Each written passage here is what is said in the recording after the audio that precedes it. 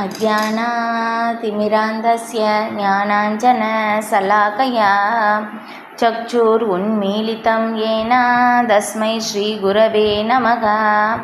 वन्देऽहं श्रीगुरो श्रीयुतापदकमलं श्रीगुरून् वैष्णवांश्च श्रीरूपं साग्रजातं सहगण रघुनाथान्वितं दंशजीवं शाद्वैतं शावधूतं परिजनसहितं कृष्णचैतन्यदेवं श्रीराधाकृष्णपादान् सहगणललिता श्रीविशाखान्वितांश्च।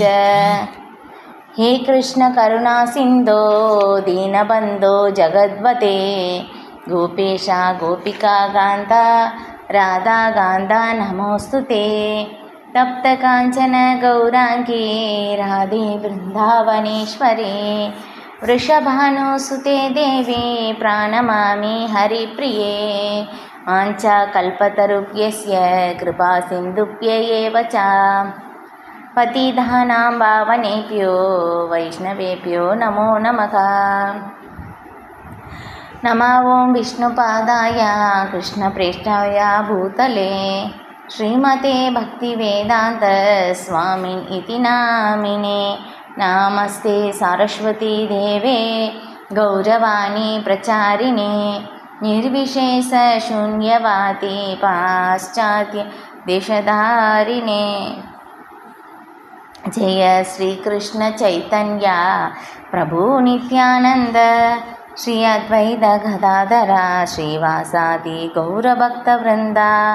हरे कृष्णा कृष्ण कृष्ण हरे हरे हरे राम राम राम हरे हरे।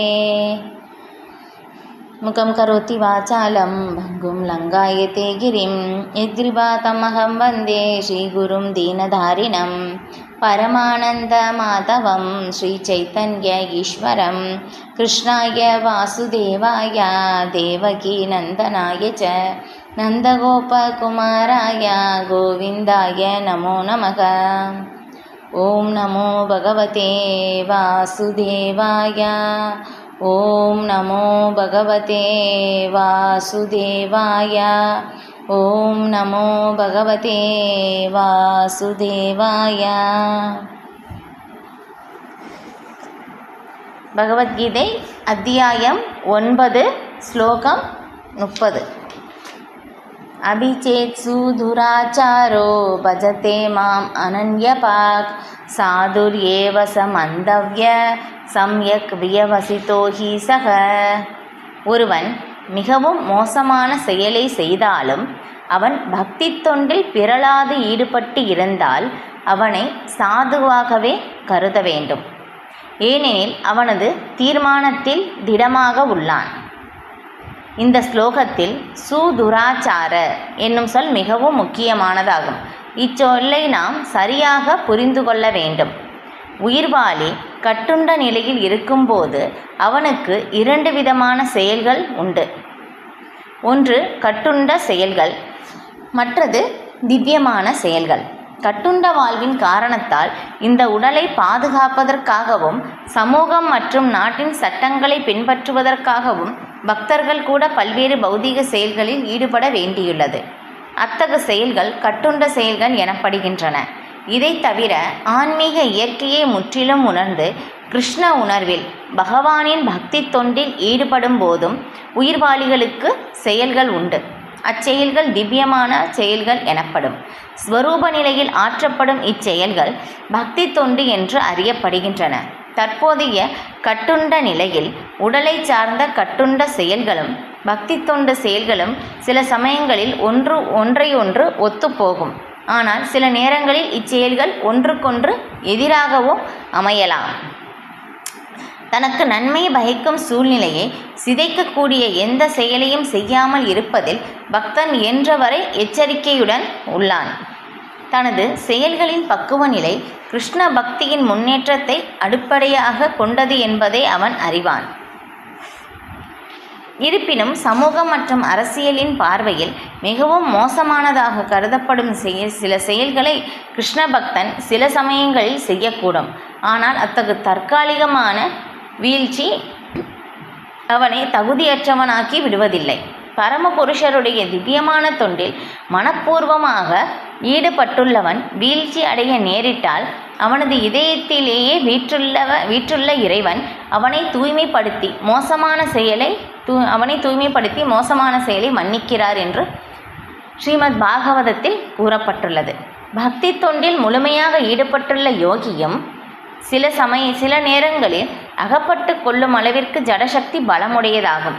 ஆனால் கிருஷ்ண உணர்வோ எப்போதாவது நிகழும் அத்தகைய வீழ்ச்சியினை உடனடியாக சீர்திருத்தும் அளவிற்கு பலமுடையதாகும். எனவே பக்தி தொண்டு என்னும் வழிமுறை எப்போதும் வெற்றியை கொடுக்கும். சீரான பாதையிலிருந்து எதிர்பாராமல் நிகழும் வீழ்ச்சிக்காக யாரும் ஒருபோதும் பக்தனை ஏளனம் செய்யக்கூடாது. ஏனெனில் அடுத்த ஸ்லோகத்தில் விளக்கப்பட்டுள்ளது போல எப்போதாவது நிகழும் இத்தகைய வீழ்ச்சிகள் காலப்போக்கில், அதாவது பக்தன் கிருஷ்ண உணர்வில் முழுமையாக நிலை பெற்றவுடன் நிறுத்தப்பட்டுவிடும் இல்லையா? அப்போ இந்த ஸ்லோகத்தில் பகவான் சொல்கிறாங்க, ஆனால் பக்தர்கள் பிரபுபாதரோட இதற்குரிய விளக்கம் கொடுக்குறாங்க. சுதுராச்சார அப்படின்னு சொல்லிட்டு இந்த சொல் மிகவும் முக்கியமானது. மிகவும் மோசமான செயலை செய்பவன். ஏன்னா பக்தர்களுக்கு தூய நிலையில் அடையாத வரைக்கும் என்னாகும்னா அந்த அனர்த்தங்கள் செயல்படும்.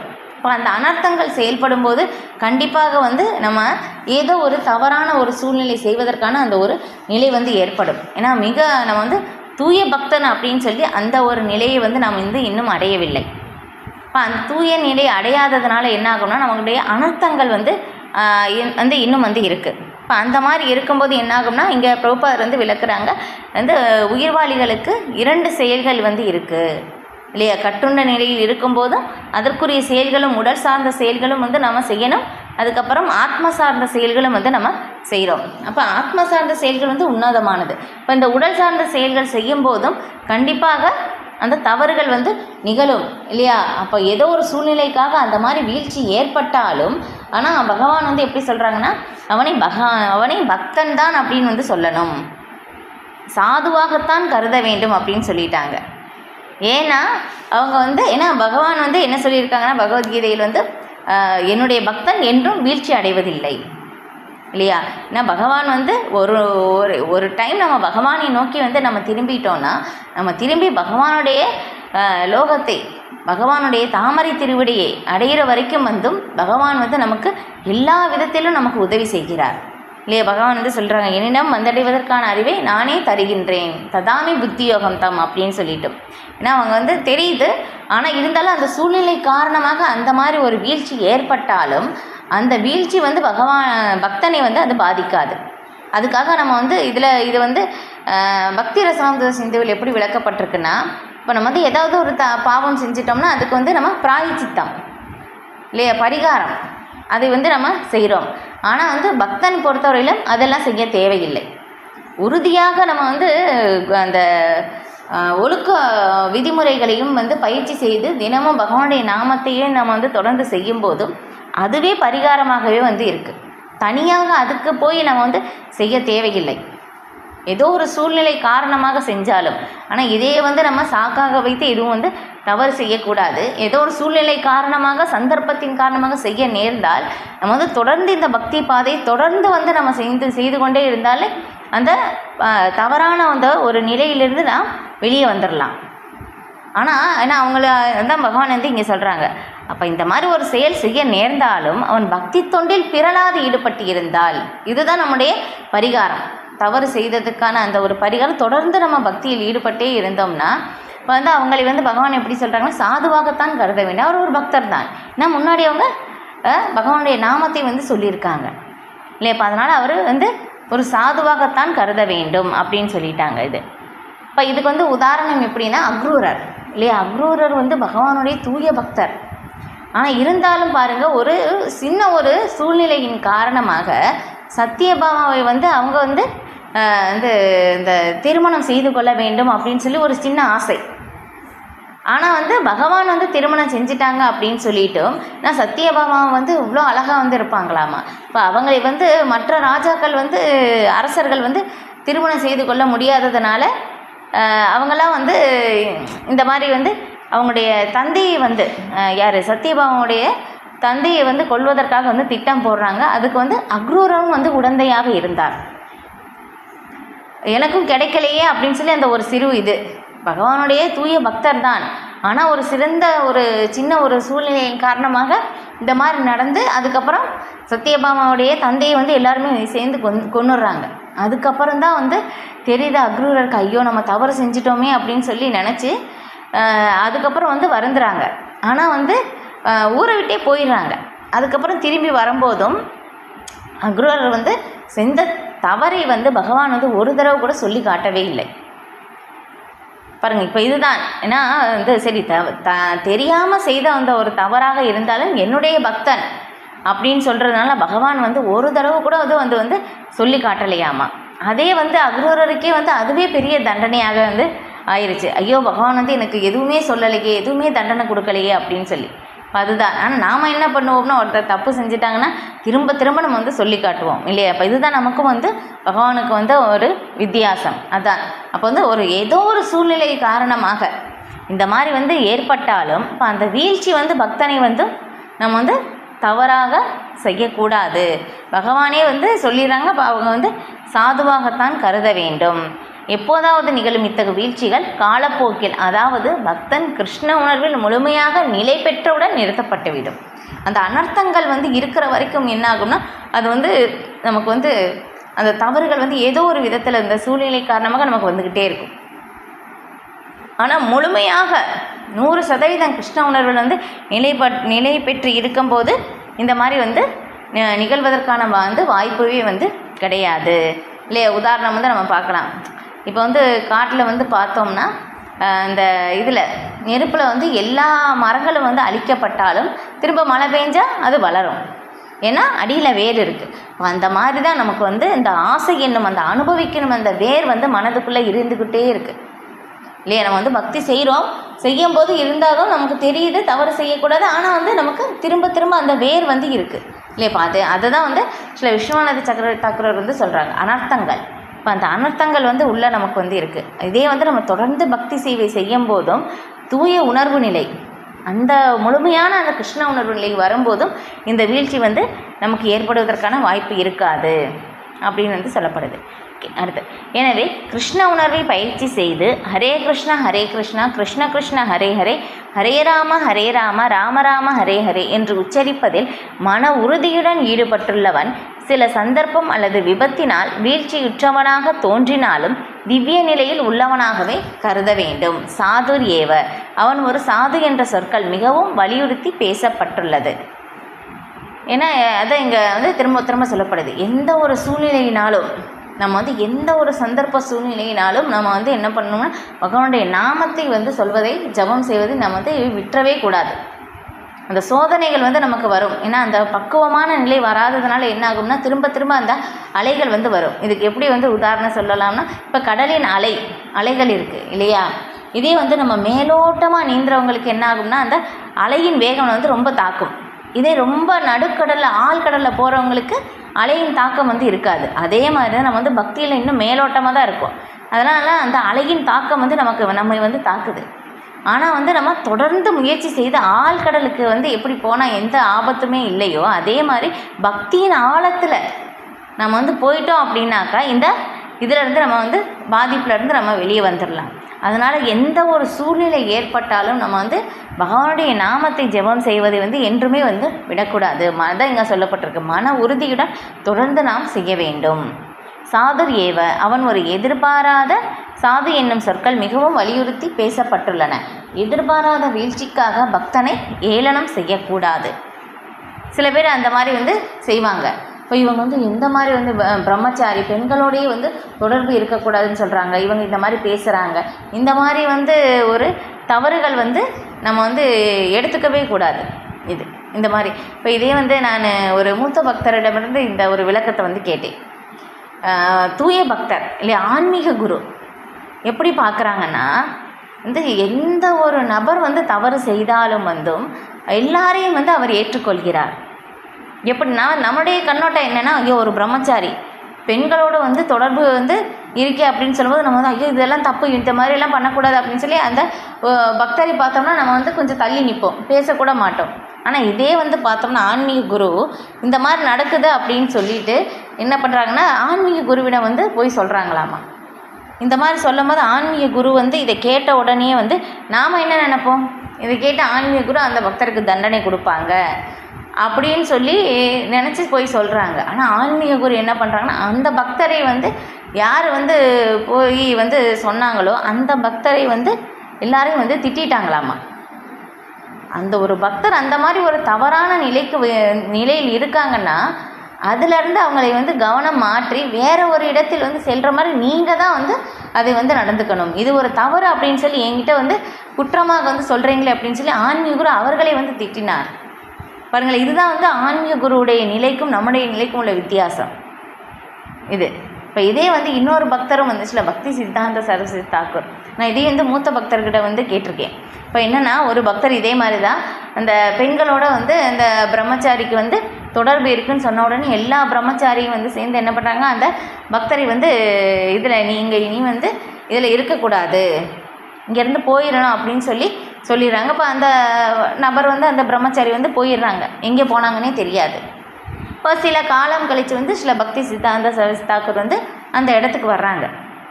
இப்போ அந்த இடத்துக்கு வந்து கேட்குறாங்க, எல்லா பக்தர்களையும் வந்து கேட்குறாங்க அவங்களுடைய சேவை எப்படி இருக்குது. இந்த மாதிரிலாம் பேசின பிறகு இன்னொரு பக்தர் வந்து இருந்தாங்களே, ஒரு சின்ன பிரம்மச்சாரி, அவங்க இங்கே அப்படின்னு கேட்கும்போது என்னமோ சொல்லி மழுப்பிட்டாங்க. அதுக்கப்புறம் திரும்ப கேட்குறாங்க. இப்போ இந்த மாதிரி நடந்ததை அந்த பக்தரை வந்து நாங்கள் போக சொல்லிட்டோம் அப்படின்னு சொன்னோம்னா சில பக்தி சித்தாந்த சரஸ்வதி தாக்கூர் வந்து ரொம்ப கோபத்தோடு வந்து அவங்க சொல்கிறாங்களாமா அந்த பக்தர். ஏன்னா அவங்க வந்து வந்தது எதற்காகனா, அந்த கோயில் வந்து ஏதோ வந்து அவங்க திறப்பு விழாவுக்காக வந்து வந்திருக்காங்க.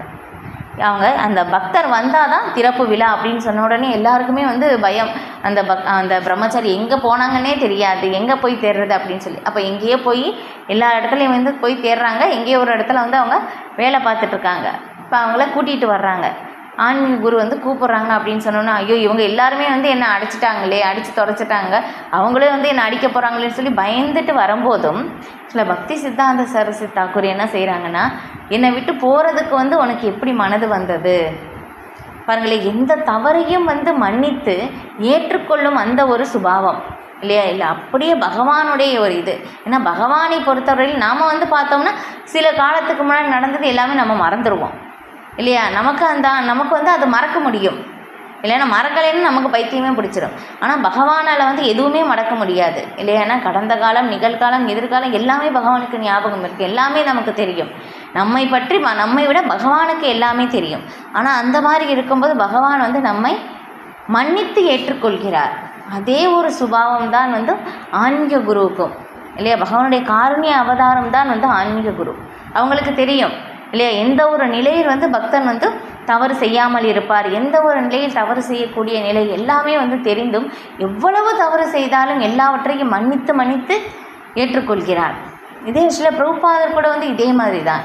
இந்த மாதிரி பெண்களோட வந்து தொடர்பு வந்து இருந்தது அப்படின்னு நினச்சி வந்து ஒரு பக்தர் வந்து கேட்குறாங்க, ஐயோ சைத்தன்ய மகாபிரபு இந்த ஒரு விஷயத்தில் வந்து ரொம்ப கண்டிப்புடன் இருக்கும்போது சைத்தன்ய மகாபிரபு வந்து ஒரு தவறான ஒரு நொடி தான் வந்து தவறான அந்த நினைவு ஏற்பட்டதுக்கே வந்து அவங்க சங்கத்திலேருந்து இருக்கக்கூடாது அப்படின்னு சொல்லி விளக்கிட்டாங்க.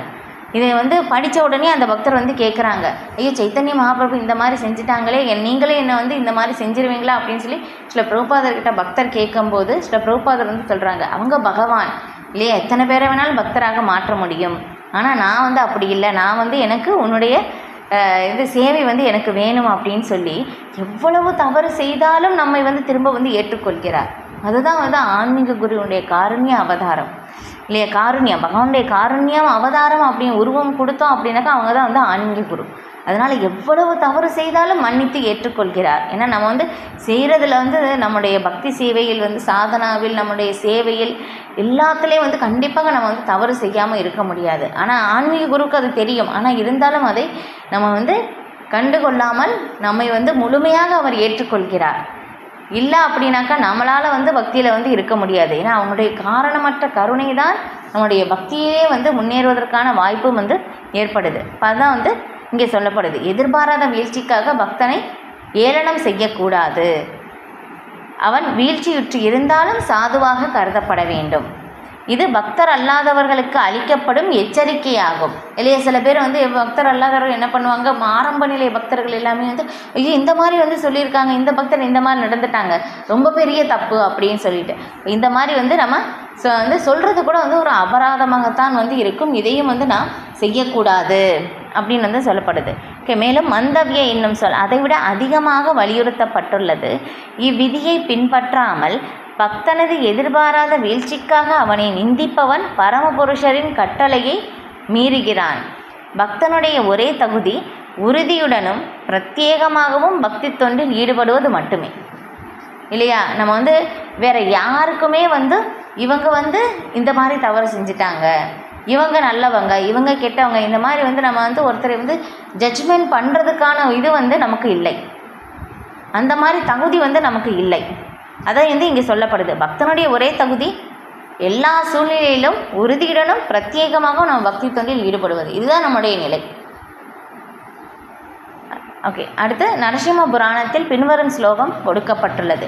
பகவதி ச ஹராவ் அனன்ய சேதா ரிஷமலினோபி விராஜதே மனுஷ்ய நஹி சச கலுஷச்சபி கதாச்சித் திமிர பராபவதாம் உபைதி சந்திர. இதன் அர்த்தம் என்னவெனில், பகவானின் பக்தி தொண்டில் முழுமையாக ஈடுபட்டுள்ளவன் சில நேரங்களில் மிக மோசமான செயல்களில் ஈடுபடுவது போல தோன்றினாலும் அவனது செயல்கள் முயலின் உருவில் சந்திரனில் காணப்படும் களங்கத்தை போன்று கருதப்பட வேண்டும்.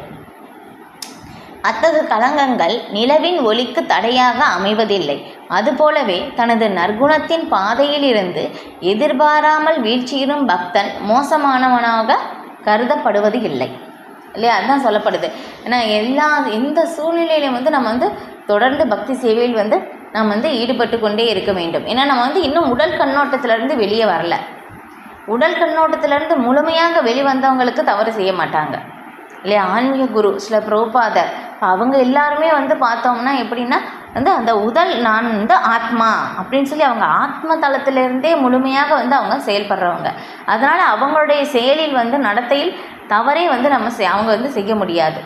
ஆனால் நாம் இன்னும் வந்து உடல் என்ன அப்படின்னு சொல்லி அந்த ஒரு கண்ணோட்டத்திலேருந்து நம்ம வந்து முழுமையாக வெளிவராததுனால நம்மளால் வந்து அந்த ஒரு தூய்மையான ஒரு நிலையிலிருந்தும் நம்ம செயல்பட முடியாது. அதனால் வந்து அந்த மாதிரி நம்ம செயல்படும் போதும் தவறுகள் நேர்ந்தாலும் ஒரு பக்தராக இருப்பவரை வந்து நம்ம தவறு அப்படின்னு சொல்லி வந்து சொல்லக்கூடாது அப்படின்னு சொல்லி பகவான் வந்து இங்கே சொல்கிறாங்க. அப்போ அது வந்து மிகப்பெரிய அபராதத்திற்கு வழிவகுக்கும். இல்லையா? ஒருத்தருடைய குற்றத்தை வந்து நாம் கண்டுபிடிக்கும் போது நம்முடைய வாழ்க்கையிலும் அந்த குற்றம் நடைபெற வாய்ப்பு இருக்கின்றது. அதனால் வந்து அவங்க பக்தர் இதே ஒரு சூழ்நிலையினால் இந்த ஒரு நிலை ஏற்பட்டிருக்கு. இப்போ வந்து அந்த பக்தரும் ஒரு கட்டத்தில் வந்து அவங்க திரும்பி வருவாங்க. ஏன்னா பகவான் வந்து சொல்லியிருக்காங்க, என்னுடைய பக்தன் என்றும் அழிவதில்லை, என்னுடைய பக்தன் என்றும் வீழ்ச்சி அடைவதில்லை. இல்லையா? பகவான் வந்து ஒருபோதும் வந்து ஒரு பக்தரை வந்து விட்டுற மாட்டாங்க. ஏதோ ஒரு சூழ்நிலை வந்து காரணமாக அந்த நிலை இருக்கலாம். ஆனால் திரும்ப வந்து எங்கே விட்டாங்களோ திரும்ப தொடர்வதற்கான அந்த வாய்ப்பு பகவானே வந்து கொடுப்பார். அந்த ஒரு சூழ்நிலையில் இந்த பிறவியில் வந்து இல்லைனாலும் அடுத்த பிறவியில் வந்து திரும்ப தொடர்வதற்கான அந்த வாய்ப்பும் வந்து ஏற்படும். ஏன்னா இதில் பரத மகாராஜாவே பார்த்தோம்னா பகவானுடைய பிரேமையினுடைய முந்தைய நிலைக்கு போயிட்டாங்க. இன்னும் அவங்க கொஞ்சம் பயிற்சி செய்யும்போது கிட்டத்தட்ட பிரேமையின் ஆரம்ப நிலைக்கும் வந்துட்டாங்க. ஆனால் அந்த ஒரு நிலையிலும் ஒரு மானின் மீது பற்றுதல் ஏற்பட்டு மானையை நினைத்து அடுத்த பிறவியில் மானாக பிறந்தார்.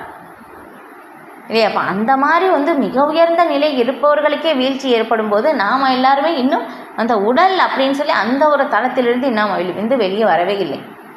இப்போ அதனால் வந்து அந்த வீழ்ச்சி ஏற்படும். ஆனால் இருந்தாலும் நம்ம தொடர்ந்து வந்து பகவானுடைய சேவையில் பகவானுடைய பக்தி சேவையில் வந்து தொடர்ந்து ஈடுபடும் போது அந்த வீழ்ச்சி ஏற்படாமல் வந்து இருக்கும். அந்த பக்தியின் உயர்ந்த நிலைக்கு வந்து நம்ம போகலாம். இப்போ அந்த இங்கே வந்து ஒரு உதாரணம் வந்து கொடுக்குறாங்க. இல்லையா? சந்திரன் பார்த்திங்கன்னா நீங்கள் தெரியும், ஒரு முயல் மாதிரி ஒரு உருவம் வந்து அதில் களங்கம் தெரியும். இப்போ அந்த களங்கம் வந்து சந்திரனை வந்து பாதிப்பதில்லை. அதே மாதிரி தான் எதிர்பாராத விதமாக ஏற்படும் அந்த ஒரு களங்கம் வந்து பக்தனுக்கு வந்து அதை வந்து பாதிக்காது அப்படின்னு வந்து இங்கே சொல்லப்படுது. ஓகே, அதே சமயத்தில் திவ்யமான பக்தி தொண்டில் இருக்கும் பக்தன் எல்லா விதமான மோசமான வழிகளிலும் செயல்படலாம் என்று தவறாக புரிந்து கொள்ளக்கூடாது. இல்லையா? சரி, நம்ம தவறை செஞ்சிட்டோம்னா அது வந்து ஒரு தவறு இல்லை, களங்கம் ஆகாது. இந்த ஒரு பக்கம் தவறு செஞ்சுட்டு நம்ம திரும்ப பக்தியும் செய்யலாம், அப்படி செய்யக்கூடாது அப்படின்னு சொல்லி இங்கே பிரபுபாதர் வந்து விளக்குறாங்க. அப்புறம் பலம் வாய்ந்த ஜட தொடர்பின் சக்தியினால் நிகழும் விபத்தினை மட்டுமே, அதான் சொல்லப்படுது பாருங்கள், எதிர்பாராத விதமாக நடக்கின்ற அந்த ஒரு விபத்து தான் இந்த ஸ்லோகத்தில் வந்து குறிக்கப்படுது. பக்தி தொண்டு என்பது ஏறக்குறைய மாயைக்கு எதிரான போராகும், இல்லையா? ஸ்ரீனிவாசரி பிரபு வந்து ஒரு விளக்கம் வந்து சொன்னாங்க. எப்படி சொன்னாங்கன்னா, இந்த கடலில் வந்து நீந்துறவங்களுக்கு எந்த இதுவும் இருக்காது, இல்லையா? அவங்க வந்து போய்கிட்டே இருப்பாங்க. ஆனால் யார் எதிர்நீச்சல் போடுறாங்களோ, இல்லையா, அப்போ அவங்களுக்கு வந்து என்னாகும், அவங்களுக்கு கண்டிப்பாக வந்து ஒரு ரொம்ப எதிர்த்து போராட வேண்டும் அந்த ஒரு சூழ்நிலை வந்து ஏற்படும்.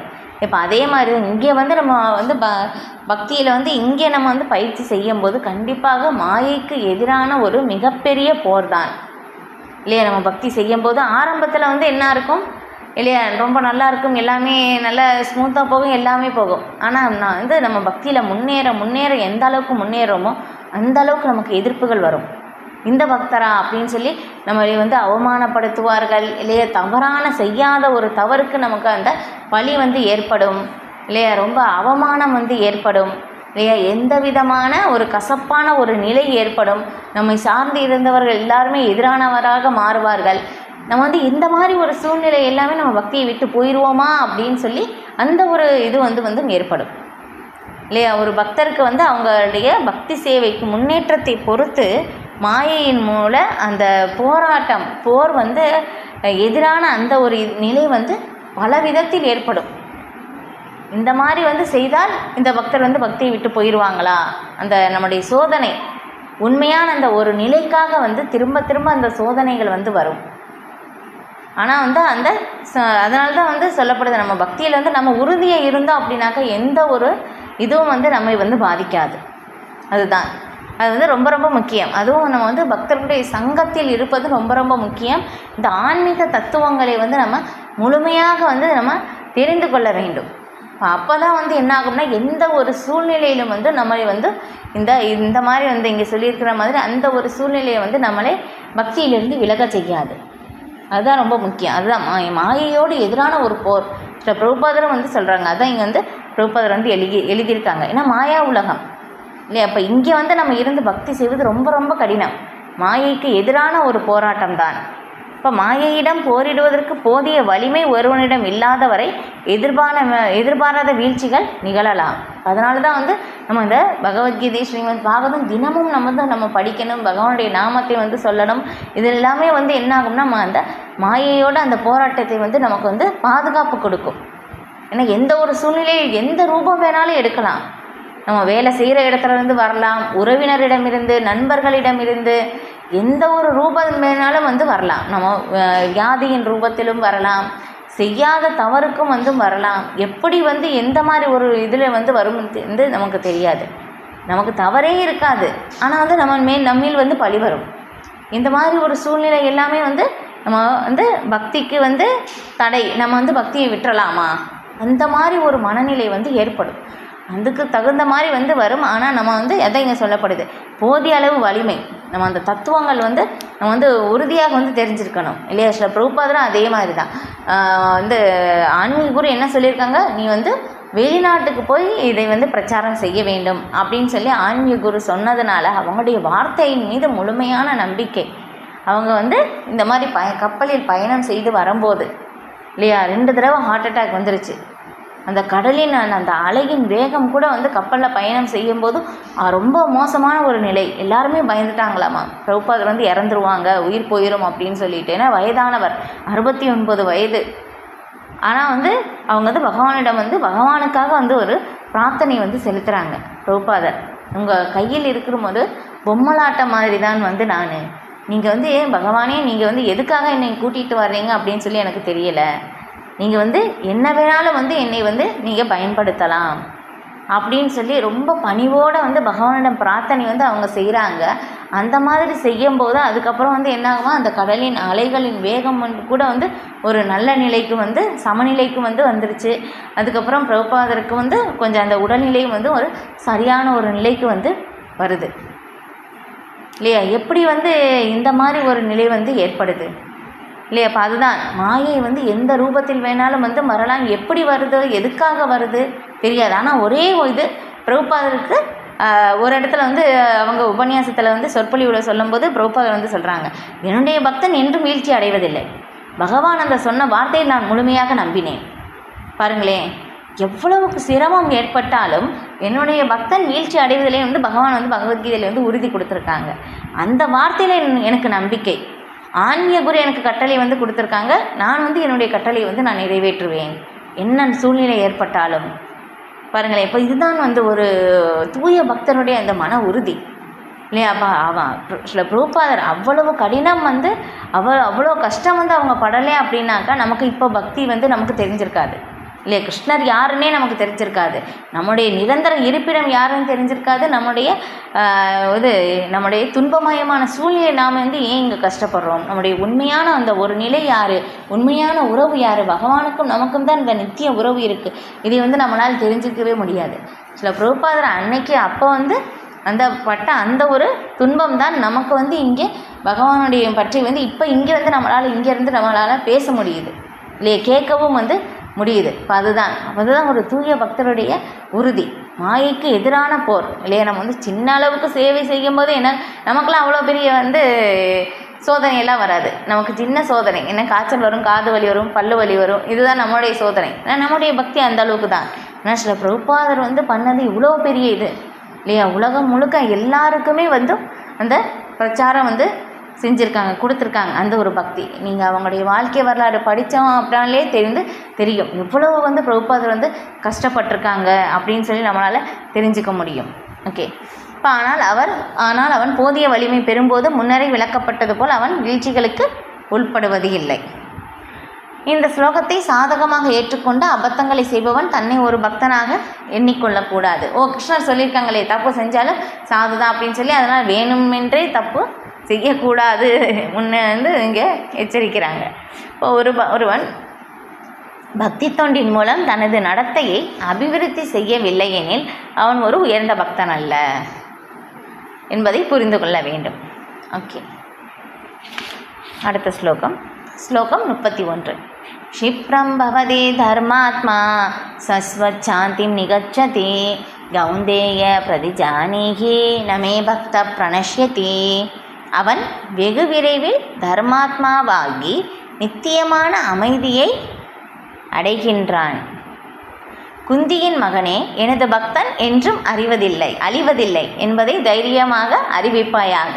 இல்லையா? இப்போ பார்த்தோம் அதே ஸ்லோகம் அடுத்ததில் வந்து வருது இல்லையா? என்னுடைய பக்தன் என்றும் அழிவதில்லை, பகவானே வந்து சொல்லிட்டாங்க. இப்போ பொருளுரை. இப்போ இதை தவறாக புரிந்து கொள்ளக்கூடாது.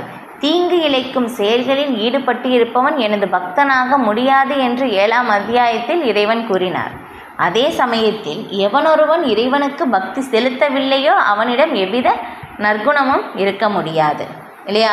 நம்ம வந்து பௌதிகத்தில் வந்து பார்க்கும்போதும் எந்த ஒரு நிலையிலும் மிக உயர்ந்த நிலையில் வந்து இருக்கலாம்.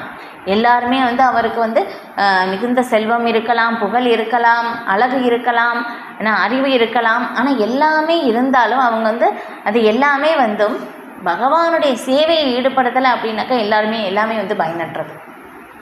இது வந்து ஸ்ரீ சுகதேவ கோஸ்வாமி தமது பிரார்த்தனையில் வந்து சொல்கிறாங்க. மிகச்சிறந்த கொடைவள்ளலாக இருக்கலாம். அதுக்கப்புறம் வந்து இந்த சாஸ்திரங்கள் வேதங்கள் எல்லாமே வந்து நல்லாவே வந்து படிச்சிருக்கலாம். அதனுடைய ஒழுக்க கட்டுப்பாட்டு விதிமுறைகள் அது எல்லாமே வந்து ரொம்ப நல்லா வந்து பின்பற்றலாம். சிறந்த தபஸ்வியாக இருக்கலாம். அதுக்கப்புறம் வந்து சிறந்த யோகியாகவும் இருக்கலாம்.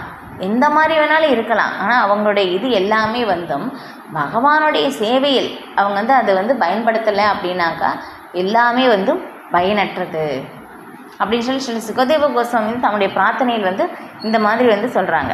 இப்போ யார் ஒருவர் வந்து பகவானுக்கு பக்தி செலுத்துகிறாங்களோ அவங்களுக்கு தேவர்களுடைய நற்குணங்கள் எல்லாமே தானாகவே வந்து அமையுது அப்படின்னு சொல்லி ஸ்ரீமத் பாகவதத்தில் ஒரு இடத்தில் வந்து சொல்லப்பட்டிருக்கு. ஆனால் யார் ஒருவர் வந்து இந்த பௌதிகமான எல்லா ஒரு பெயர்கள் எல்லாமே இருந்தாலும் அவர் ஒரு பக்தர் இல்லையோ அது எல்லாமே வந்து எந்த விதமான நற்குணங்களும் அவர்களிடமிருந்து எதிர்பார்க்க முடியாது அப்படின்னு சொல்லி வந்து சொல்லப்பட்டிருக்கு. அதான் வந்து இப்போ வந்து அதான் இங்கே வந்து சொல்லப்படுது. அதே சமயத்தில் எவன் ஒருவன் இறைவனுக்கு பக்தி செலுத்தவில்லையோ அவனிடம் எவ்வித நற்குணமும் இருக்க முடியாது. ஏனெனில் தற்போது எழும் வினா என்னவெனில், மோசமான செயலில் ஈடுபடுபவன் எதிர்பாராமல் ஈடுபட்டாலும் சரி, விருப்பத்துடன் ஈடுபட்டாலும் சரி, எவ்வாறு தூய பக்தனாக இருக்க முடியும்? இவ்வினா இத்தருணத்தில் மிகவும் பொருத்தமானதாகும்.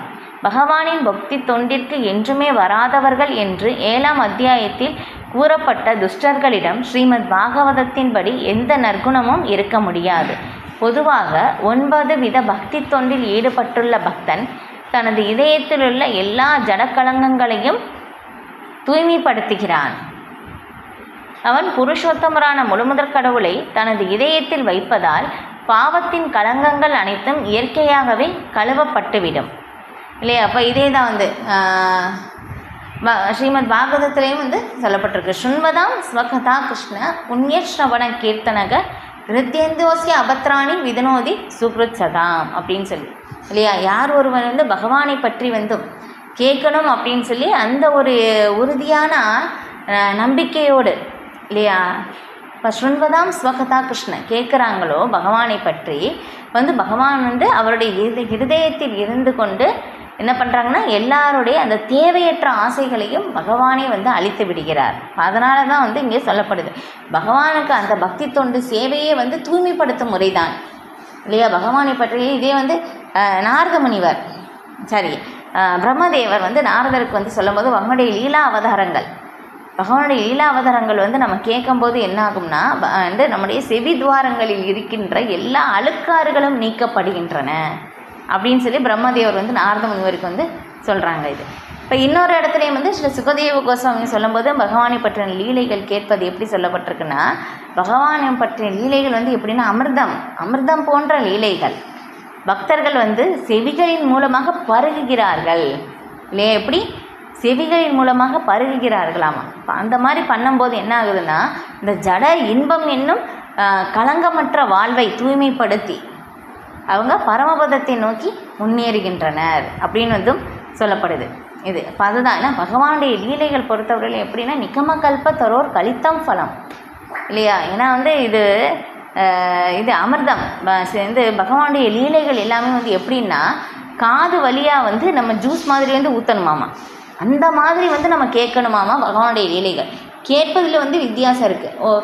என்ன சொல்கிறாங்க, ஓகே கேட்கணுமா, ஓகே அந்த மாதிரி கேட்கணும் அப்படின்னு சொல்லிட்டு இல்லையா? ஒரு லீலை தான் தாமரை லீலை திரும்ப திரும்ப வருது இல்லையா? இதே வந்து திரும்ப திரும்ப கேட்குறோம். அதான் நரசிம்ம லீலை இல்லையா? அதை வந்து திரும்ப திரும்ப கேட்குறோம். ஆனால் வந்து பக்தர்கள் எத்தனை தடவை கேட்டாலும் திரும்ப திரும்ப கேட்டுக்கிட்டே இருப்பாங்க. அதுதான் திரும்ப திரும்ப நம்ம வந்து கேட்பது தான் நம்முடைய இது. ஏன்னா பகவானை பற்றி எத்தனை தடவை வந்து வேணாலும் கேட்கலாம் அப்படின்னு சொல்லி. ஏன்னா இது எல்லாமே வந்து எப்படின்னா நம்முடைய இருதயத்தில் இருக்கின்ற அந்த ஒரு தூய்மைப்படுத்துவதற்கான அந்த ஒரு நிலை. அதான் இங்கே சொல்லப்படுது. அவன் புருஷோத்தமரான முழுமுதற் கடவுளை தனது இதயத்தில் வைப்பதால் பாவத்தின் கலங்கங்கள் அனைத்தும் இயற்கையாகவே கழுவப்பட்டுவிடும். பரம புருஷரை பற்றிய தொடர்ந்த சிந்தனை இயற்கையாகவே அவனை தூய்மைப்படுத்துகின்றது. இப்போ இதே வந்து மகான்கள் வந்து எப்படி சொல்கிறாங்கன்னா, சில பக்தி ரசாமத சிந்துவில் வந்து விளக்கப்பட்டிருக்கு. பகவானுடைய நாமத்தை நினைப்பதாலேயே அவங்களுடைய பாவங்கள் எல்லாமே வந்து போக்கி விடுகிறார்கள். அவனுடைய நாமத்தை நினைத்தாலே போதுமாமா. பாருங்களே, நினைத்தாலே வந்து நம்ம பாவங்கள் எல்லாமே வந்து போகுது. இப்போ இது வந்து கஜேந்திர யானை பகவானுக்கு பிரார்த்தனை செய்யும் போதும் பகவானை வந்து நாமதேய அப்படின்னு சொல்லி அவங்க ஸ்லோகத்தில் வந்து ஒரு வார்த்தை. ஏன்னா அது பகவானுடைய நாமத்தை சொல்வதற்கு யோக்கியமுள்ள அந்த நாமம் அப்படின்னு சொல்லப்படுது. இப்போ இன்னொரு இடத்துலையும் வந்து பகவானுடைய நாமம் எப்படின்னா புண்ணிய தீர்த்த அப்படின்னு சொல்லப்படுது. ஏன்னா புனித ஸ்தலங்களுக்கு நம்ம வந்து போகணும்னா அப்படின்னா என்னாகும், நமக்கு அந்த உயர்ந்த நிலை இல்லையா? அப்போ அந்த மாதிரி வந்து ஏற்படுது. நம்முடைய பாவங்கள் எல்லாமே வந்து போகுது. ஆனால் பகவானை நினைப்பதே வந்து அந்த புண்ணிய தல தீர்த்தம் மாதிரி அப்படின்னு சொல்லி வந்து அங்கே வந்து பிரார்த்தனை வந்து செய்கிறாங்க. அந்த மாதிரி வந்து பகவானுடைய நாமம், ஏன்னா பகவானுக்கும் பகவானுடைய நாமத்திற்கும் எந்த வேறுபாடும் இல்லை. இப்போ நாமம் வந்து அந்த அளவுக்கு வந்து உயர்ந்ததாக இருக்குது. பகவானுக்கும் பகவானுடைய நாமத்திற்கும் பகவானுக்கும் சம்பந்தமுள்ள எல்லாவற்றையும் அது எல்லாமே வந்து எல்லாருக்கும் வந்து நன்மை பயக்கக்கூடியதாக இருக்கின்றது அப்படின்னு வந்து சொல்லப்படுது. அதான் பரம புருஷரை பற்றிய தொடர்ந்த சிந்தனை இயற்கையாகவே அவனை தூய்மைப்படுத்துகின்றது. வேதங்களின்படி ஒருவன் தனது உயர்நிலையிலிருந்து வீழ்ச்சி அடைந்தால் அவன் தன்னை தூய்மைப்படுத்திக் கொள்ள பற்பல சடங்குகளை செய்தாக வேண்டும். ஆனால் இத்தகைய கட்டுப்பாடு இங்கே அத்தகைய கட்டுப்பாடு இல்லை. முதலே வந்து நம்ம பார்த்தோம். இது வந்து பக்தி ரசாமத சிந்துவில் வந்து இந்த சில ரூபகோஸ்வாமி கூட வந்து விளக்குறாங்க. நம்ம வந்து ஏதாவது தப்பு செஞ்சிட்டோம்னா, உயர்நிலையிலேருந்து கீழே வந்துட்டோம்னா கண்டிப்பாக ஏதோ ஒரு அதற்குரிய அந்த ஒரு சடங்கு வந்து செய்யணும், பிராயச்சித்தம் வந்து செய்யணும். ஆனால் அது வந்து பரிகாரம் இங்கே வந்து செய்ய தேவையில்லை அப்படின்னு சொல்லிட்டாங்க. நம்ம அந்த உறுதியோடு இருந்து அந்த ஒழுக்க கட்டுப்பாட்டு விதிமுறைகள் பின்பற்றி பகவானுடைய நாமத்தை தொடர்ந்து செய்தாலே போதும். நம்ம திரும்ப பக்தியில் உயர்ந்த நிலைக்கு வந்து போகிறதுக்கு, திரும்ப இணைத்து கொள்வதற்கு அதுவே வந்து போதுமானது. வேறு அதுக்குன்னு தனியாக வந்து நம்ம எதுவுமே செய்ய தேவையில்லை அப்படின்னு சொல்லி பக்தி ரசாமத சிந்துவில் வந்து சில ரூபகோஸ்வாமி வந்து விளக்குறாங்க. இப்போ ஏனெனில் சில புருஷோத்தமரான முழுமுதற் கடவுள் நினைப்பதன் காரணத்தால் பக்தனின் இதயத்தில் தூய்மைப்படுத்தும் முறை ஏற்கனவே உள்ளது. எனவே ஹரே கிருஷ்ணா ஹரே கிருஷ்ணா கிருஷ்ண கிருஷ்ண ஹரே ஹரே ஹரே ராம ராம ராம ஹரே ஹரே என்று ஜபம் நிறுத்தப்படாமல் தொடரப்பட வேண்டும். அதான் சொல்லப்படுது. எந்த ஒரு சூழ்நிலையிலும் எப்படி இருந்தாலும் நம்ம தொடர்ந்து பகவானுடைய நாமத்தை சொல்லிக்கிட்டே இருந்தாலே போதும். தேவையற்ற அந்த ஒரு தவறுகள் கூட, அதுவும் அந்த தவறுகள் எதிர்பாராமல் நிகழ்ந்த தவறுகள் தான் வந்து இங்கே சொல்லப்படுது. அதிலிருந்து நாம் திரும்ப பக்தியில் இணைத்து கொள்வதற்கு அந்த ஒரு நமக்கு அந்த வாய்ப்பை வந்து ஏற்படுத்திவிடும். ஆனால் அதனால் இங்கே சொல்லியிருக்கிற மாதிரி வேண்டுமென்றே நாம் தவறு செய்யணும் அப்படின்னாக்கா அது வந்து பாவம்தான். அது வந்து அதுக்கு வந்து பரிகாரம் எதுவுமே வந்து நம்ம செய்ய முடியாது. அதை இங்கே சொல்லப்படுது. எதிர்பாராத வீழ்ச்சிகளிலிருந்து இது பக்தனை பாதுகாக்கும்.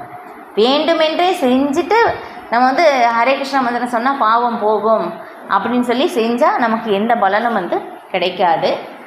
இங்கே சொல்லியிருக்கிற விளக்கம் வந்து எதிர்பாராமல் நடந்தது. ஐயோ எனக்கு தெரியாமல் சூழ்நிலை காரணமாக ஐயோ நடந்துருச்சே அப்படின்னு சொல்கிறதுக்காகத்தான் அதற்காக மட்டும்தான் வந்து இங்கே நமக்கு பாதுகாப்பு இருக்குது அப்படின்னு சொல்லி இங்கே விளக்கப்படுது.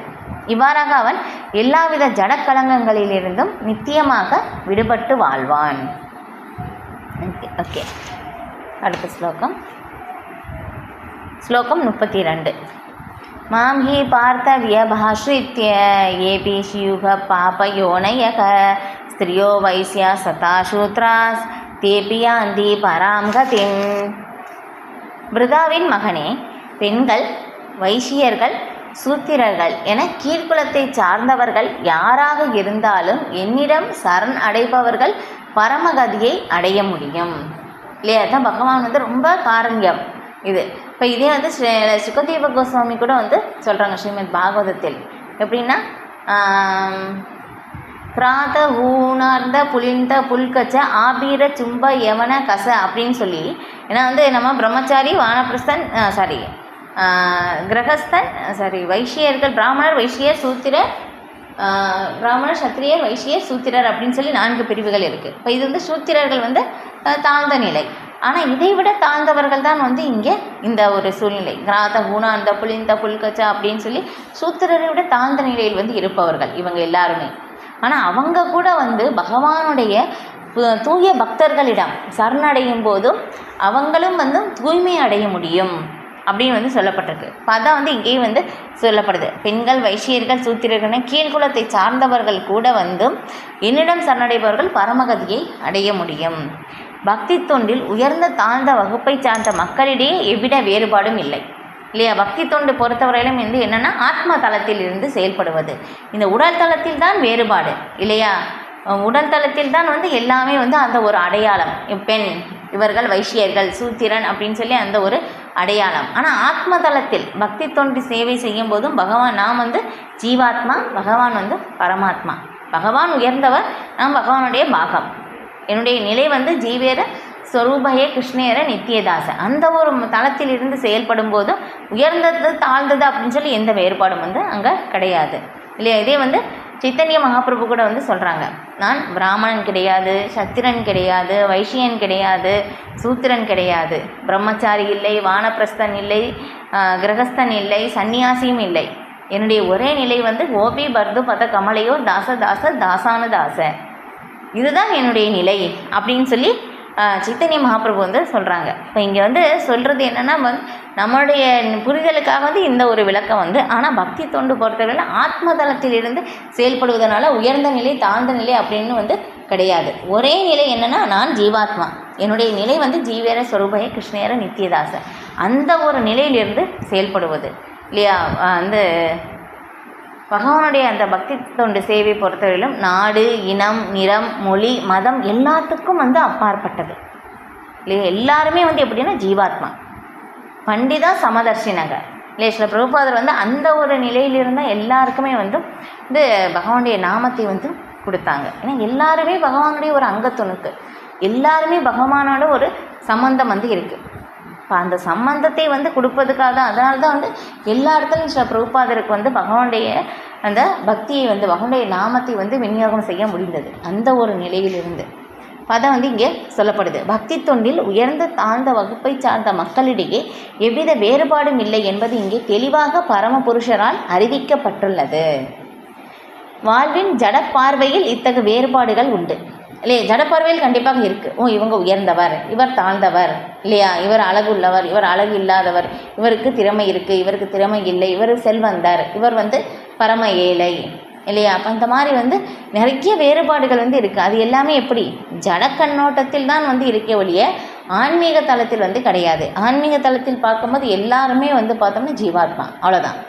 இப்போ ஆனால் பகவானின் திவ்யமான அன்பு தொண்டில் ஈடுபட்டு இருப்பவனுக்கு இவை கிடையாது. இது பார்த்துட்டோம்.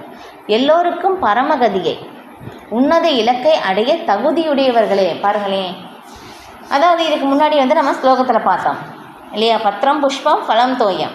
பகவான் வந்து எப்படி சொல்கிறாங்க, எல்லா சூழ்நிலையிலும் வந்து இருக்கிறவங்க எல்லாருமே பகவானுடைய பக்தி சேவைகள் ஈடுபட முடியும் இல்லையா. அதுக்காக தான், ஏன்னா யார் வேணாலும் பகவானுக்கு ஒரு தண்ணீர் வந்து நீர் வந்து பகவானுக்கு வந்து நான் வந்து அர்ப்பணிக்க முடியும். ஏன்னா தண்ணி வந்து இல்லாத இடம் இல்லை இல்லையா. எத்தனையோ நதிகள் வந்து போகுது இல்லையா. கண்டிப்பாக வந்து தண்ணி இல்லாமல் எல்லோரும் இவ்வளோ வறுமையில் இருக்கிறவங்களும் அவங்களால வந்து பகவானுக்கு ஒரு சிறு தண்ணீர் வந்து பகவானுக்கு கண்டிப்பாக வந்து இந்த அர்ப்பணம் செய்ய முடியும். ஒரு சிறு பழம் இல்லையா, அப்போ அந்த ஒரு பழத்தை, வாழைப்பழம் இருந்தாலும் இப்போ ரொம்ப எளிமையாக வந்து கிடைக்கக்கூடியது, அது கண்டிப்பாக எல்லாராலையும் அர்ப்பணம் செய்ய முடியும். ஒரு சிறு பூ, துளசி இலை இல்லையா, துளசி இலை பார்த்தோம்னா பாருங்கள் ரொம்ப எளிமையாக வந்து வளரும் இல்லையா. கொஞ்சம் தண்ணி ஊற்றினாலே வந்து போதும், ரொம்ப எளிமையாக வந்து வளரும். அதுக்காக நிறைய வந்து கஷ்டப்பட வேணும் அப்படின்னு இல்லை.